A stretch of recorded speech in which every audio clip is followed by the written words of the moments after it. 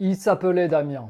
À 22 ans, il était réputé sur le serveur de son jeu en ligne préféré et dès que l'on voyait son nom, cela provoquait de l'excitation ou bien de la peur. Il était très bien classé et la défaite était un mot qu'il connaissait à peine. Mais dans la vraie vie, Damien stagnait. Pas de job, ses études inachevées, peu d'amis avec qui il parlait en dehors du casque micro, sa chambre était un royaume et son écran son miroir. Il se disait souvent « Je suis juste en pause, je reprends bientôt ». Des boîtes de pizza qui s'empilent, le lit défait, peu de lumière. Il sortait juste pour faire quelques courses et adressait à peine 2 mots à la caissière du coin au moment de payer et de dire au revoir. Cependant, au cours d'une soirée habituelle où il allume son PC et s'apprête à rejoindre son clan virtuel, il affronte le numéro 1 en ligne. Au terme d'une lutte acharnée, il obtient finalement la victoire. Tout le monde l'acclame, mais pour la première fois, Damien ne ressent plus rien. Pas de ferveur, aucune fierté.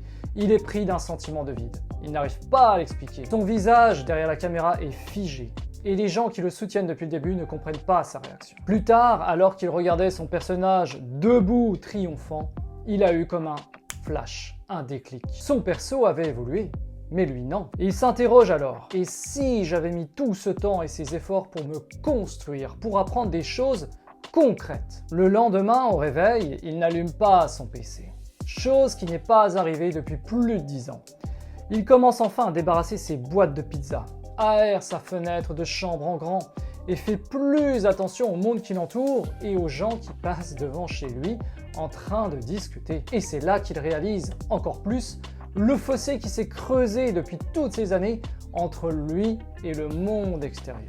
Il raisonne autrement et se dit qu'il pourrait utiliser ses compétences du jeu vidéo et son intérêt pour les technologies pour créer autre chose qui puisse rapporter. Il évoque son projet avec le seul ami qui lui reste et qui est doué en montage vidéo. Il lui dit qu'il aimerait bien montrer sur les réseaux sociaux son évolution de A à Z, montrer qu'il est passé de geek à un homme accompli. Quelques mois plus tard, on commence à le remarquer et à le contacter. Il fonde une communauté, mais qui est complètement différente de celle qu'il avait jusqu'alors avec son jeu. Et un jour, il a souri en se rendant compte qu'il venait d'atteindre un nouveau niveau. Pas dans son jeu, mais dans sa propre vie. Damien aujourd'hui continue de jouer un petit peu à son jeu vidéo, mais il sait que le plus grand jeu, le plus difficile, le plus gratifiant, c'est celui où tu es le personnage principal. Et dans celui-là, il est en train d'abattre tous les murs qui s'adressent devant lui.